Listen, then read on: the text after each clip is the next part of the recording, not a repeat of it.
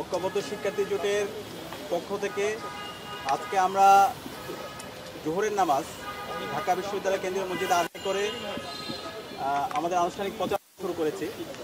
তো আমাদের আনুষ্ঠানিক প্রচারণা শুরু করবো আমরা জুলাই অভ্যুত্থানের সকল শহীদদের শ্রদ্ধার সাথে স্মরণ করছি এবং সকল গাজীদের জন্য দোয়া করছি।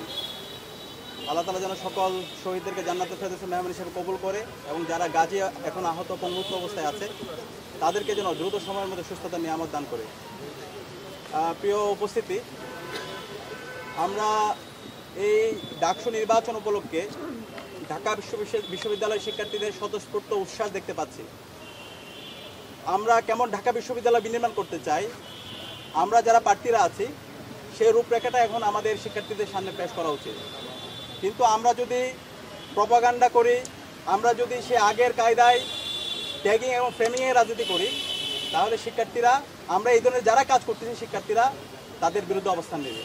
তো সে কারণে আমি সবাইকে অনুরোধ করব, আমরা যারা ক্যান্ডিডেটরা আছি, যত ছাত্র সংগঠন আছি, আমরা সবাই যেন দায়িত্বশীল আচরণ করি এবং আমাদের আইডিয়াগুলো শিক্ষার্থীদের কাছে নিয়ে যাই।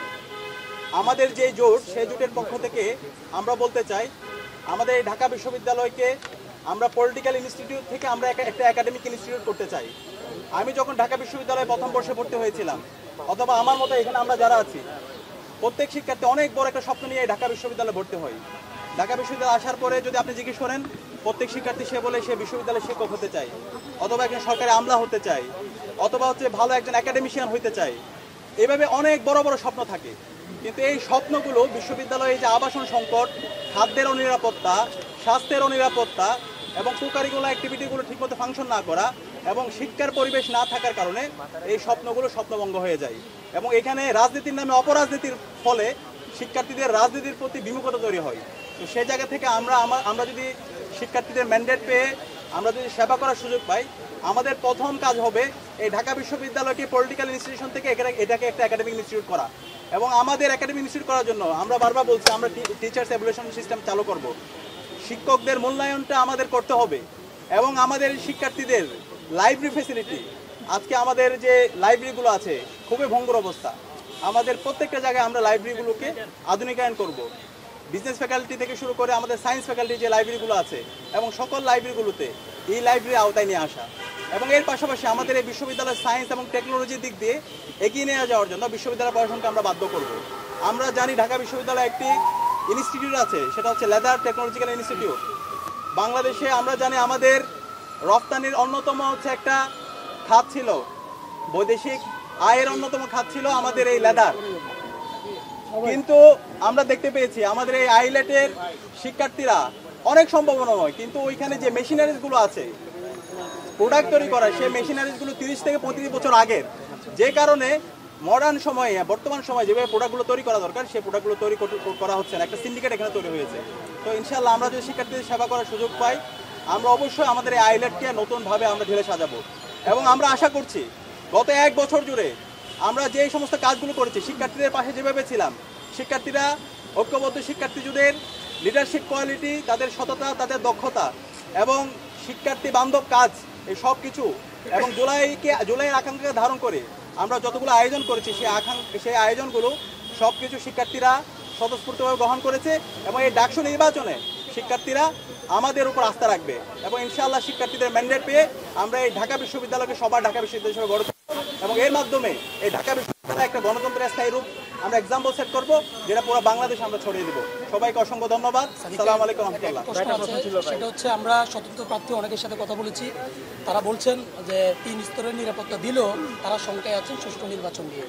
এবং তারা বলছেন যে ইতিমধ্যে বিভিন্ন রাজনৈতিক সংগঠন, যারা রাজনৈতিক দল তারা দিয়েছে, তারা তাদের মেইন যে পেজগুলো আছে, ফেসবুক পেজ বলেন কিংবা এলাকা কেন্দ্রিক তাদের রাজনৈতিক সংগঠন, ওখানেও কিন্তু ডাকসু নিয়ে তারা মিছিল মিটিং ইতিমধ্যে শুরু করেছে।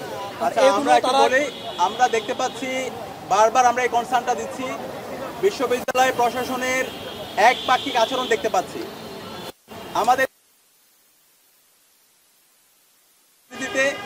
একটা নির্দিষ্ট দল সেই শিক্ষক রাজনীতি এবং সবকিছু তারা কন্ট্রোল করে এবং বিশ্ববিদ্যালয় প্রশাসন যদি আমরা দেখি, বিশ্ববিদ্যালয় এখন হল প্রভোস্ট থেকে শুরু করে পুরো অ্যাডমিনিস্ট্রেশনে একটা দলের রিপ্রেজেন্ট করে।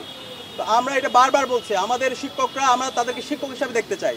কিন্তু তারা যদি তাদের আদর্শকে প্রায়োরিটি দেয় এবং তাদের যে ছাত্র সংগঠন আছে সেই ছাত্র সংগঠনকে আলাদাভাবে তারা স্পেস দেয়, তাহলে তারা শিক্ষার্থীদের বিরুদ্ধে অবস্থান নেবে। ইতিমধ্যে যে সময়টা গিয়েছে সেই সময়গুলো দেখে আমরা খুবই উদ্বিগ্ন। অনেক আচরণবিধি লঙ্ঘন হয়েছে এবং একটু আগে যে বিষয়টা বলা হয়েছে, এই যে রাত বিরাতে বিভিন্ন ধরনের বিজ্ঞপ্তি দেওয়া হচ্ছে এবং সেই বিজ্ঞপ্তির কোনো ক্লারিফিকেশন নাই। আমরা যখন জিজ্ঞেস করি যে বিজ্ঞপ্তিটি দিয়েছেন সেই বিজ্ঞপ্তি ক্লারিফিকেশন দেন, বলে যে না এখন কোনো প্রচারণা করার জন্য, এর আগে বলা হচ্ছিল। কিন্তু যখন একটা ছাত্র সংগঠন প্রচারণা শুরু করছে তখন বলতেছে না তোমরা এইভাবে করতে পারবা। তো মনে হচ্ছে ওই ছাত্র সংগঠন যেভাবে কোনো কিছুকে ডিফাইন করতেছে ওইভাবে সব কিছু সেট হচ্ছে। তো এইভাবে যদি চলতে থাকে আলটিমেটলি লেভেল প্লেইং ফিল্ডের যে কথা বলছে সেটা নিশ্চিত করা অনেক কঠিন হয়ে যাবে। তা আমরা অনুরোধ করবো বিশ্ববিদ্যালয়ের শিক্ষক, তারা আমাদের শ্রদ্ধাভাজন, তারা যেন শিক্ষক সুলভ আচরণ করে।